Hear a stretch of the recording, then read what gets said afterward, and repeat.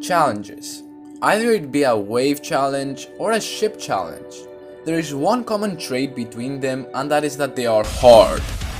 Nonetheless, many players try to attempt them, either beating easier challenges just for a warm-up or beating among some of the hardest challenges in the game that only a select few people have the skill sets to beat them. These challenges have gotten so ridiculously difficult that it has formed its own community called the challenge community, which specializes into placing challenges in a specific list, named the challenge list, which works as the demon list. Instead of having actual extreme demons, it has extremely hard challenges, and is home to certain players who their main trait is beating these challenges in said challenge list. However, it didn't have this big of a community from the very beginning.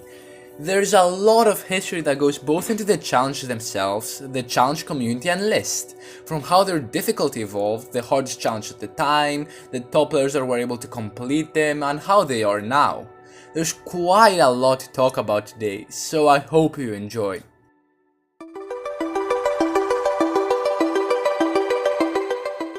Challenges were mostly always around the game. It was something you do for fun to challenge yourself to see what is the hardest thing you could do, like a triple spike. Obviously, these challenges wouldn't really classify as a challenge today, as they consisted of just simple cube jumps and the occasional ship section. There really isn't much to talk about here, as even if you look at two of them side by side, you can barely tell the difference, which is understandable as you really didn't have much to work here. Moving on quite a bit. As you guessed it, nothing really ever happened between updates 1.0 to 1.8, as people focused more on actual levels that consisted of different game mode types, as of the likes of Necropolis, which was the first level to introduce real timing levels. In 1.9, things for challenges started to pick up a lot. More and more were being made and the difficulty kept rising, and got to a point that it wasn't a free challenge, and you started to require a bit of practice to pass them. Challenges back in the day didn't really have a certain meta. There were so many things the player tried experimenting with, so people didn't know what game mode was the hardest humanly possible. People tried timing challenges with the ball, others the wave, and some other ones made basic forms of straight flying, which would pick up a lot after the release of Bloodbath for people to practice the never before seen straight fly sections in them. However, let's talk a bit about how each type of challenge worked back in the day, as it will be important for how they evolved. Let's start off simple with the wave challenges. They mostly consisted of very tight spaces, using the 45-degree slopes to make a very tight gap you'd have to go through. One of the most famous challenges that you have probably seen was Darnock's one. It required you to move your wave very precisely to pass it, which a lot of people struggle with, as nothing was ever seen this tight before. Other than that, nothing else really happened for the wave challenges. There were some occasional fakes there and there to confuse, or some extra spikes, but to be honest, it was all really straightforward. Now let's move on to the next type of challenges back in the day, and that was the timing challenges.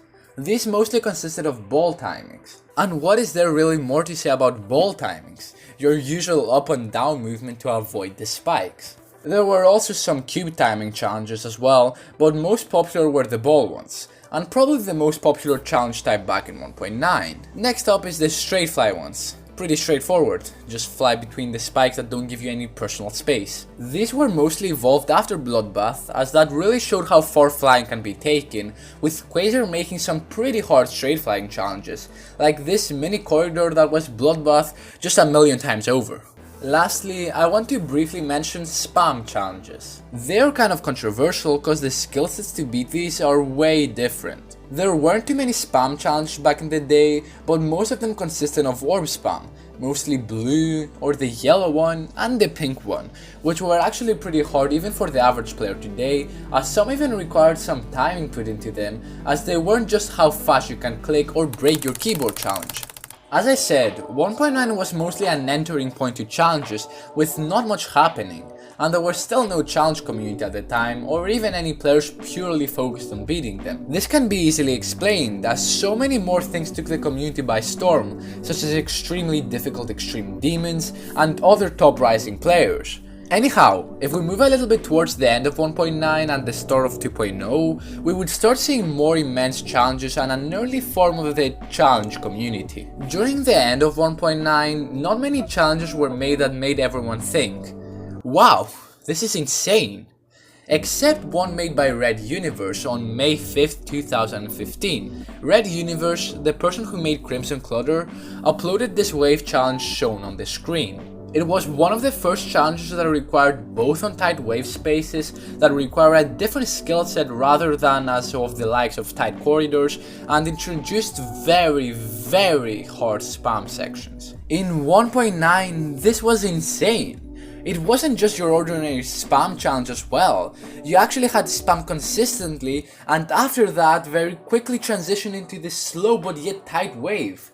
Sadly, this didn't evolve much at the moment as nobody was interested back in the day, but it will be important for later spam challenges. Anyhow, moving on to the 22nd of May 2015, a new player that goes by the name Equinox would join the Geometry Dash community, uploading a simple generic replay called Geometry Dash that was managed by RobTop Games. Anyways, that still wasn't anything special, but this player would later become to be known as one of the most recognized challenge players at the time. A little bit later on, he would upload to his YouTube his first challenge. But it really wasn't a challenge as it was pretty much auto. Anyhow, a little bit further in on June 16th, 2015, he would upload his first real challenge called Hyper Challenge, made by Darkmaster YT. Bruh. Wait, that was him? What? The challenge was pretty straightforward, with a bit of wave gameplay, some timings with a cube and a UFO. However, this would be super important as from that point on, he would start uploading more and more challenges, and they were slowly rising in difficulty. It's also important to note, around this time, a player named Duplis, now known as Shiv, would start uploading challenges and would later be important to the rest of the challenge community. Anyways, Equinox later started to upload more and more challenges with still not much of a challenge community. But then again, on the 5th of October 2015, another super important player joined the community and started uploading challenges, and his name goes by... yeah, I'm just gonna mention him as UFWM. He was actually at first looking like a very promising upcoming player and started making progress on Lightwave, Cataclysm, and the stupid timing level Acropolis.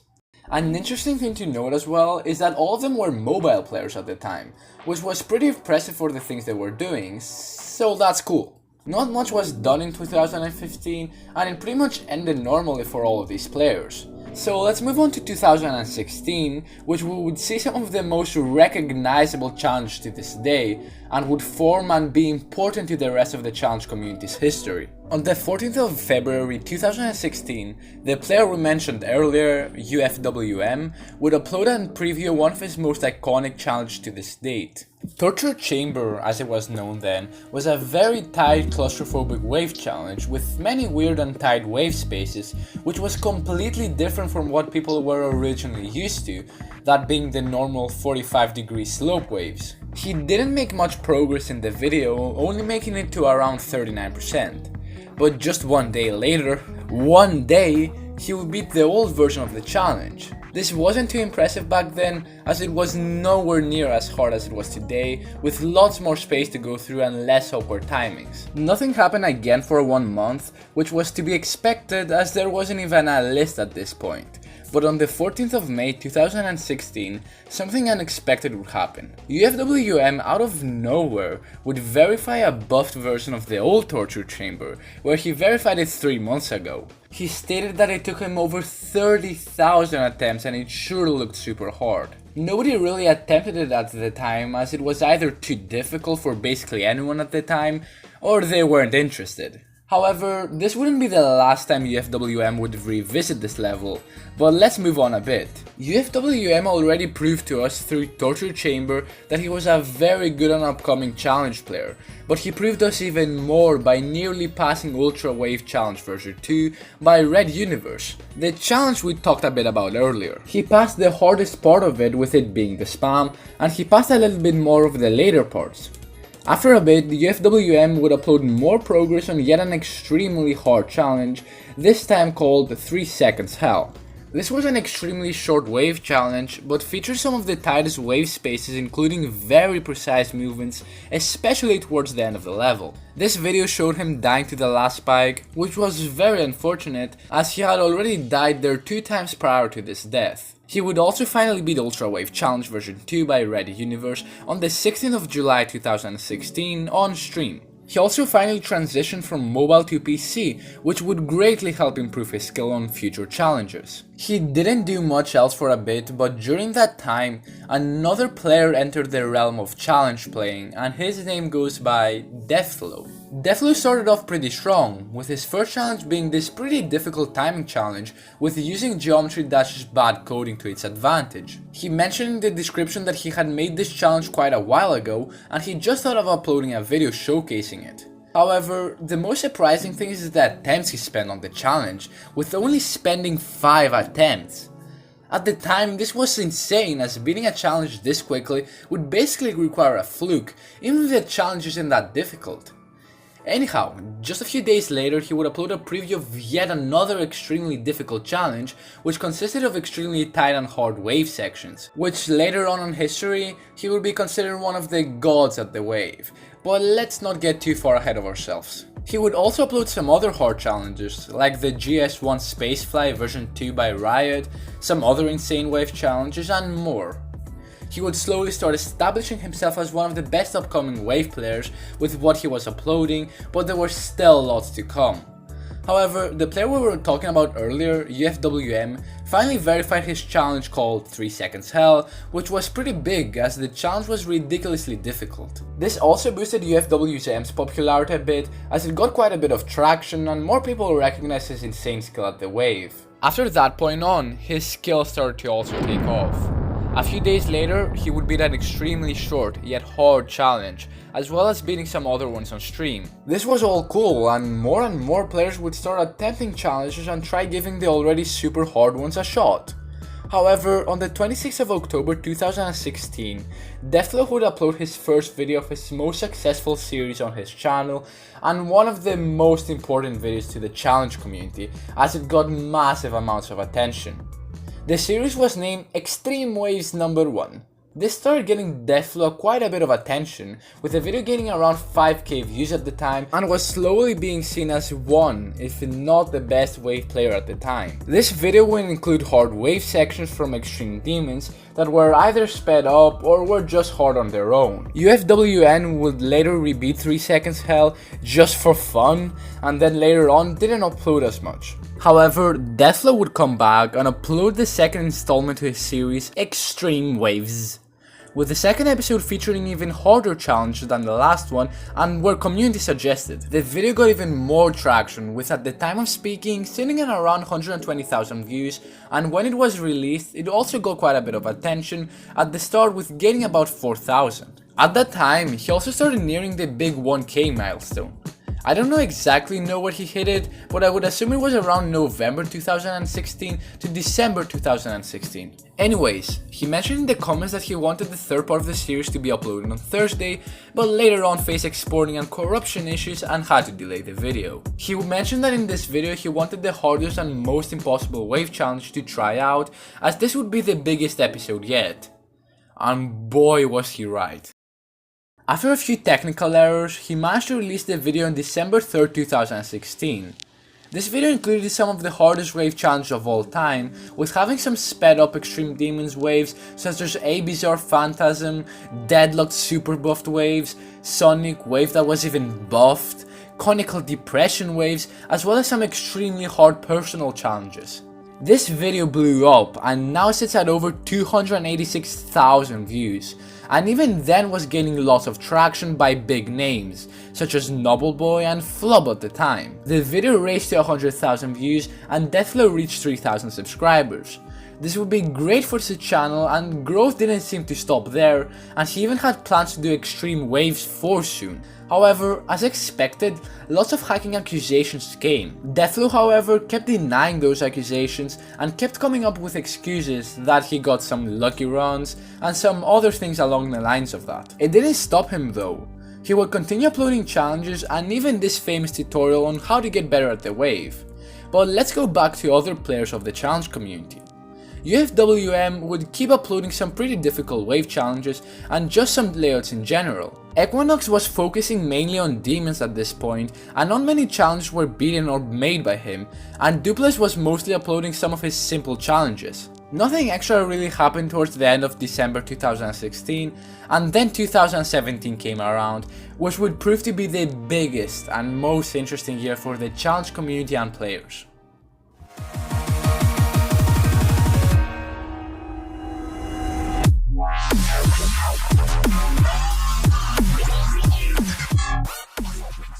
So 2017 came around and players such as UFWM and Equinox started to be more active in the challenge community and started uploading more and more challenges. UFWM verified this challenge called Wave Cancer, and Equinox started a new series on his channel similar to Deathlow's Extreme Wave series called 10 Extreme Challenges, where he would showcase and beat 10 really hard challenges. Localizer was also a pretty active player in the challenge community back then and was considered really good as well, but as we know him now, he was more of a normal demon slayer rather than a challenge player. Wave was also becoming ever so popular, and basically all challenge showcase videos and hard challenges required on the game mode, as other types of difficulties would either be too easy or too hard, as there wasn't really a sweet spot for balanced difficulty at the time. However, around March 2017, the first official list and community surrounding challenges would be made by Dafla and Equinox. Dafla hadn't been seen around too much, but was close friends with Equinox. He was mostly around there updating records, adding challenges, etc. They got the idea from an older list they saw that ranked the hardest challenges.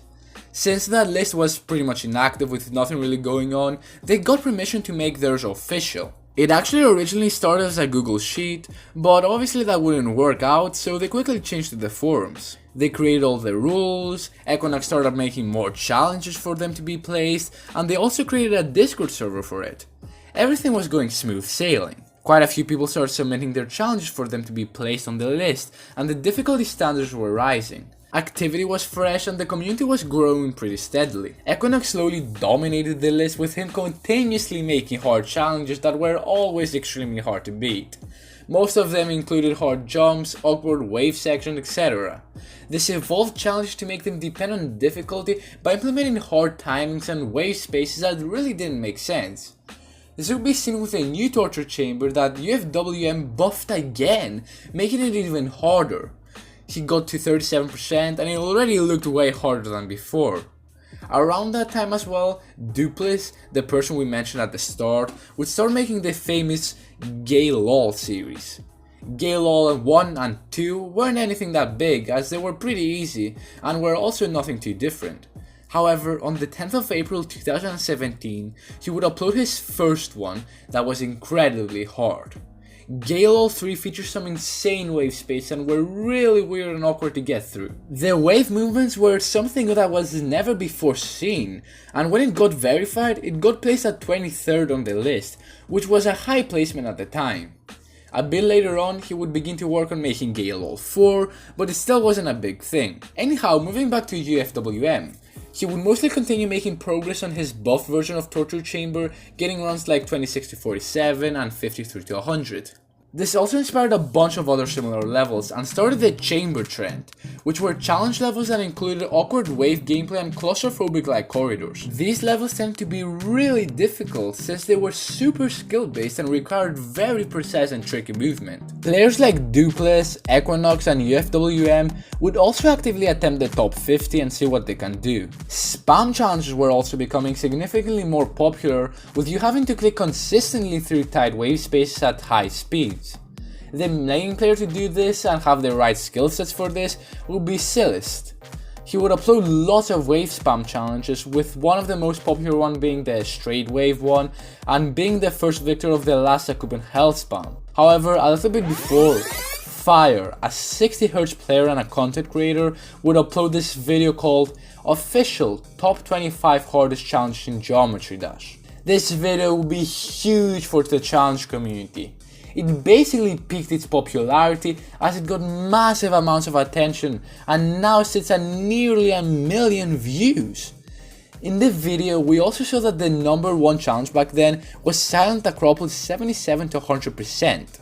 This also started to make run challenges more popular, with many getting old impossible levels and trying to get runs on them and getting them placed on the list. Equinox made a lot of runs on impossible levels, for example Death Note, but they weren't really made to be challenges, but mostly just for him attempting them and trying to make the impossible possible. His challenge started to get more attention and he was becoming very popular amongst the challenge community. UFWM was also being seen as the guy who made impossible challenges for the list, as they were always super difficult and only people that were around his skill levels could beat them. Basically Equinox and Duplis. This showed us that for the wave to be hard, it doesn't even have to have such tight wave spaces as we thought it needed, and making some weird and unusual gameplay would also do the job. Moving a bit further on, another extremely famous challenge by Equinox would be released. This one included super tight weird wave sections and sat at the top for quite a while now.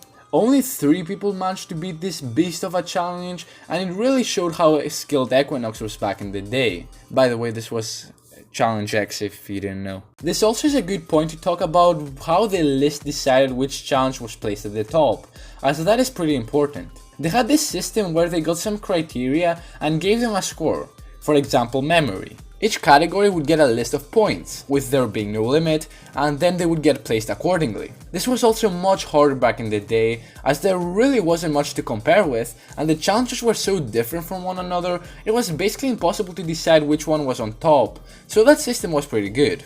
Later on, Duplis started making more progress on Gale All 4, with getting an unfortunate fail at 86%. But he kept going. The challenge was looking to be extremely hard, and if verified, would most likely be placed very high on the list. However, just a few days later, he would verify this extreme challenge. It was already super hard, but it still wasn't quite hard enough to be considered top 1, but it still was very high on the list. However, he would then make a buff day to the level, making it 100% number 1.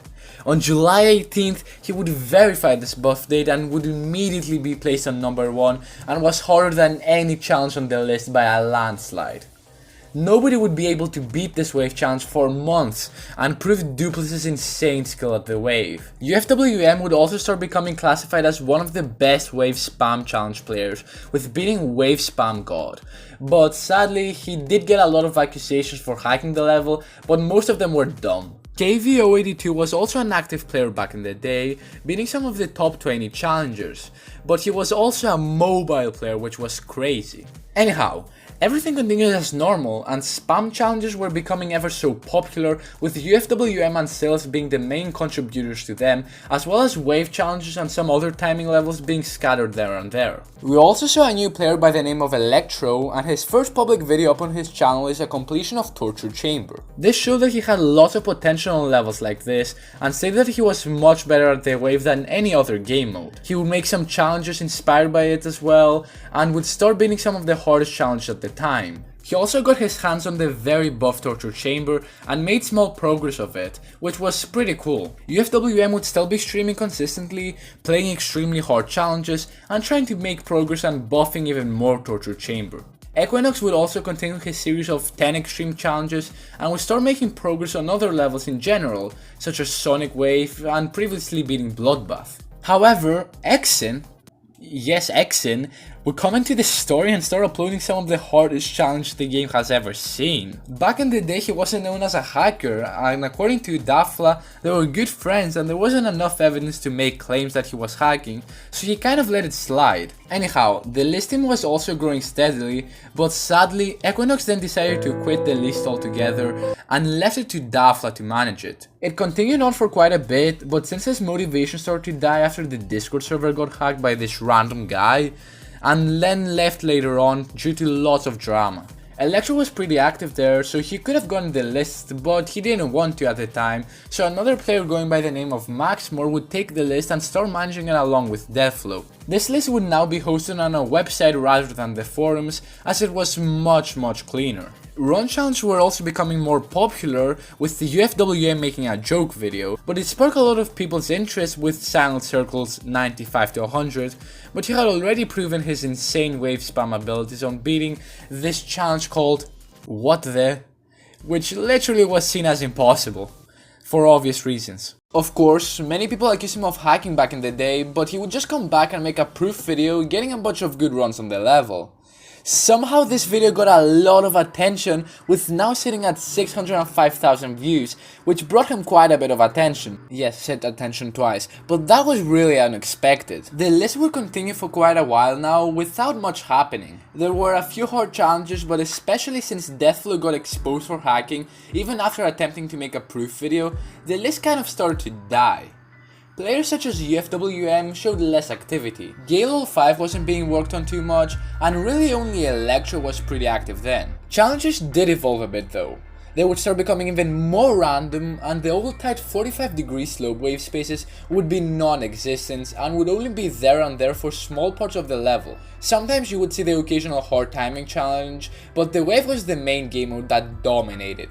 Spam became less popular as it got banned, since the skillsets for it were super specific and it really wasn't fair. Other things such as a swift click were banned for being super weird and abusing the game mechanics. However, Equinox would upload one last big video before he started to fade away, and that was the World Records edition, Impossible Levels. This would showcase him getting some good runs on impossible levels, and even if it wasn't exactly a challenge, it got more people to do these runs as challenges, and since it got 433,000 views, it helped a lot. This got players back again, as we mentioned before, attempting the Thinking Space wave, back then it was considered impossible, and some even stuck up on circles, but the most popular ones being the Death Corridor waves. These types of challenges remained decently popular but slowly died afterwards. 2018 was a year where nothing really happened, to be honest. The biggest thing that would happen is that GaLol5 would be revealed and finished, but it wasn't verified then and basically no progress was made on it and was forgotten by the end of 2018. There was one thing though that then wasn't thought of much but would be important for later. VSC, a challenge by the new upcoming player Bo, was previewed on Akira Kurisu's channel. This would showcase a very difficult and weird gameplay wise challenge. However, it got a bit of traction but nothing major. But let's save that for later as it will be important. UFWM would start mostly doing dumb challenges like the Devil Vortex wave as a wave and even attempting to beat 3 seconds hell 2 times in a row, which he sadly got 72% on. Dublis would start playing levels and randomly beat this Death Corridor wave. However, Electro would start doing a lot more things. He would preview some super hard challenges, and the most important one was Toxic Blades, which was said to be top 5 on the challenge list, but Kaith, the verifier, mentioned that he would buff it to dethrone the number 1 spot. This challenge featured everything every wave challenge had before. Awkward gameplay and weird gameplay, super tight and pretty difficult to see decoration. Around that time as well, Bo, the VSC man, would start getting more popular. He was making extremely difficult and weird challenges, and a while back he made this super challenge, which was extremely difficult at the time, being super inconsistent and having super weird wave section. This would later be important as it would also bring and popularize inconsistent wave challenges and later on would become the meta. He would later beat some older challenges like Oz Challenge and Deathflow by Equinox. However, on October 6th, with not many progress videos other than the 28th of September with getting 83%, Sizzy, yes, another upcoming challenge player, would verify Toxic Blades after making the last 2 clicks auto, as he was upset after getting the 83% fail that was being caused by a lag spike. The challenge got placed at the number 1 spot and was quite a bit harder than the rest. Bo was also rising his skill with making even harder wave challenges, which also got him a boost of attention and also was looking really promising to becoming one of the best challenge players, mainly at the wave. And yeah, do you remember when we mentioned VAC earlier? Yeah, neither do I, but let's talk about it. This challenge, as we all know, is Very Subo Challenge. Basically VSC, yeah. Okay, this challenge was super hard. There were so many tight wave spaces and it was more inconsistent than Technoblade's upload schedule, which is an achievement on its own. However, as it wasn't as hard back in the day, since it wasn't fully buffed yet, it was still buffed but it still was being more buffed. Sadly, people didn't really think about it too much. They were mostly interested on how difficult it could be. Anyhow, Bo was putting quite a lot of effort into this to try to verify it, but he wanted even more pain, so he kept buffing it until it was as hard as it could possibly get. It would mostly be worked in the background by Bo, and he would mostly just upload other challenge levels to play for fun. Anyhow, let's move on to 2020, where it would be a very big year for the challenge community.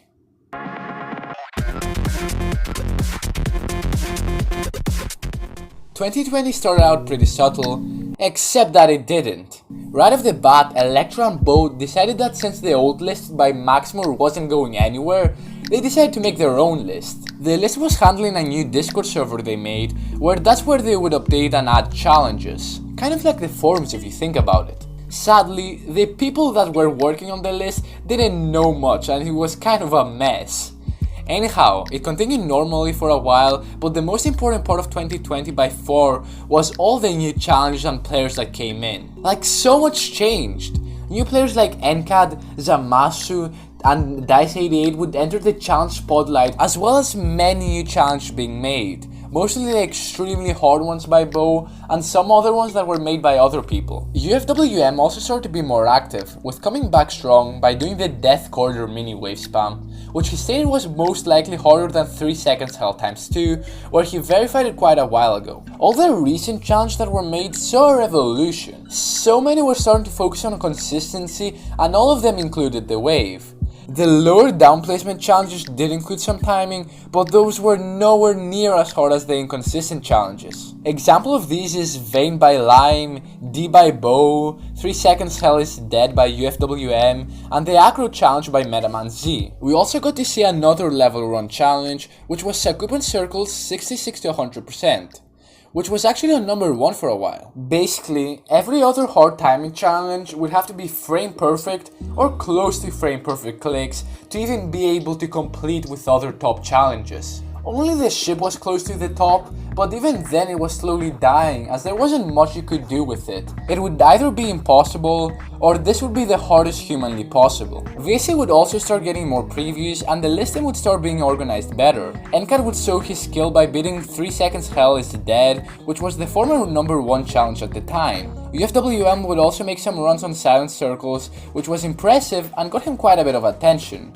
And Bo would be releasing more and more challenges for the community to see, and would show his insane skill at the game. The difficulty in these levels were rising faster than ever, with many challenges that were top 20 being moved a few months later to being top 30, basically changing 10 spots. For Electro, he would beat Super Challenge and would beat D by Bo. This would show that he's an extremely dedicated player and that he had lots of skill to show. However, even after all of this that had happened in such a short period of time, something even crazier would happen and occur. VSC, the challenge we were talking about earlier, it had already been known by Bo that it had been buffed so much it would definitely take the number 1 spot at the time. Well, he managed to verify this beast after a whole 334,900 attempts. This level is insane. It had it all. From insane and tight wave spaces as well as being super inconsistent, and it is 100% luck and skill based at the same time. This was truly a remarkable point for the challenge community as it showed how far human limits can be pushed. Some players attempted this like Electro getting 16%, but not much progress was made on it as it was so hard. This challenge basically changed of how people thought of challenges, from what started to be simple cube timings and triple spikes to something that is 16 seconds long being harder than Tartarus. However, since this was super unexpected, people accused Bo of hacking. Does that remind you of something?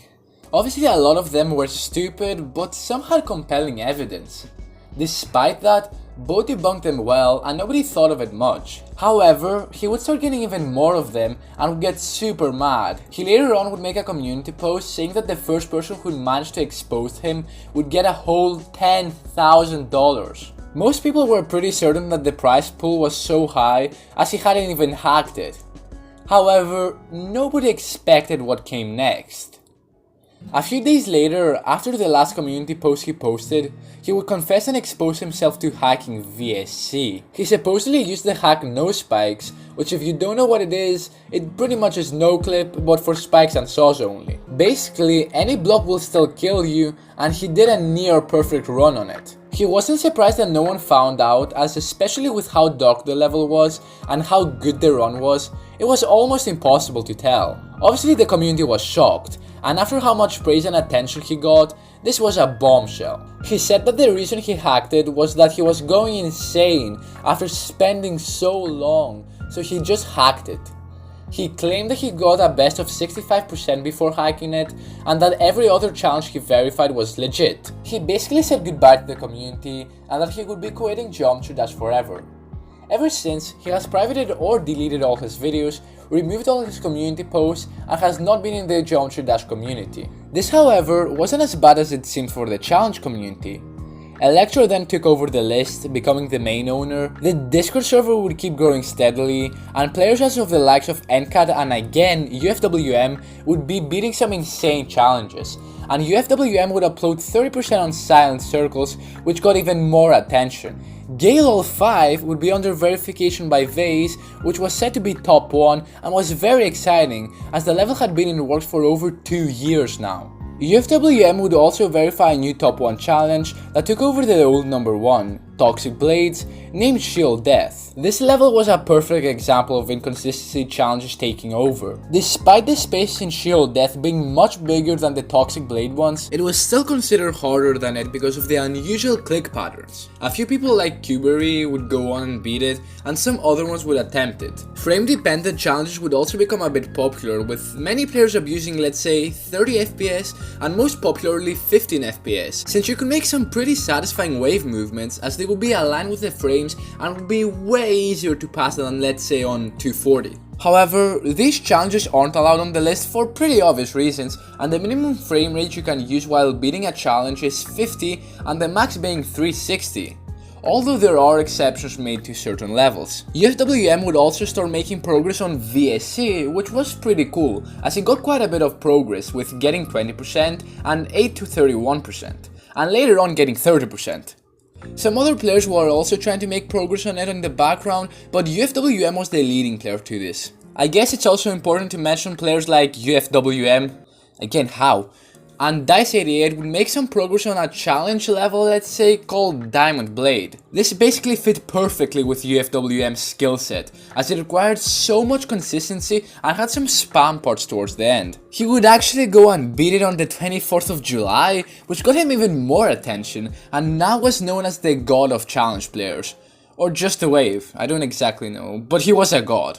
Shield Death got a deco update, Zamasu Dice88 would be more challenges, Vase would get more progress on Gale 5, the challenge community would grow even more as well as challenges getting even harder, and for any cube challenge to compete, each jump would either have to be frame perfect or close to it, as I said before. For example, Jump Practice by Septagon and Final Destination. New top challenge would be previewed like Delusion, which would be a sequel to D by Bow, although this was also by Bow. The challenge community Discord server would keep growing a lot and reached 4,000 members, which is pretty impressive. Everything kept going the same, with basically many new challenge players making progress on extremely hard challenges and the new ones that were being made and previewed. Now recently, Zamasu, the player we briefly mentioned earlier, would verify a new top 1 challenge called Vanuatu that overtook Shield Death and Toxic Blades. And Toxic Blades and Shield Death would be switched, with Toxic Blades being seen as the harder challenge. Progress on VSC would still continue, with UFWM getting 37% a while back and recently making a very accurate no-clip run on it. I wonder how it'd look with Deco on it. Anyhow, a new balanced version of VSC would be also made to make it more fun, named Very Subo Challenge. They were basically the same difficulty, but more progress on them would be made. Electro got the world record on it, getting 40%, and Aiden would get a run from 33 to 100%, which is extremely impressive. Despite that, UFWM predicts that VSA will be verified in around 2 years, as the skill cap is slowly reaching there, but is still way harder than anything else. Anyhow, that is basically where we are now. With so many new challenge players, attention being brought from popular YouTubers, and most importantly, harder challenges that would be seen as impossible back then. Like Swyborg, which is basically 3 seconds hell on drugs. Anyways, that's it. The full history of Geometry Dash challenges. There was certainly a lot to talk about today, with going over how the community evolved, which players played certain roles, and how the challenges generally evolved. I hope you find this video interesting, as it took a lot of effort to make. I want to personally thank some people though for helping me out with this video. UFWM for giving me some basic info about the rules on the challenge list, what he remembers that happened back then, and giving me some insight on the very important challenges. Electro for giving me a brief history on how the challenge list evolved and what owners and changes went through and when such things started. And finally, but most importantly, Dafla. He gave me so much info to work with and it made researching this video so much easier, and I would have missed a lot of information if it weren't for him. Make sure to check them out all in the description and give them a sub. That would be awesome. Anyways, not much to say here. I guess if you liked the video, consider subscribing. It would be greatly appreciated, as well as dropping a like and leaving a comment to tell me if you'd like to see more videos like this. Anyways, see you next time. Goodbye.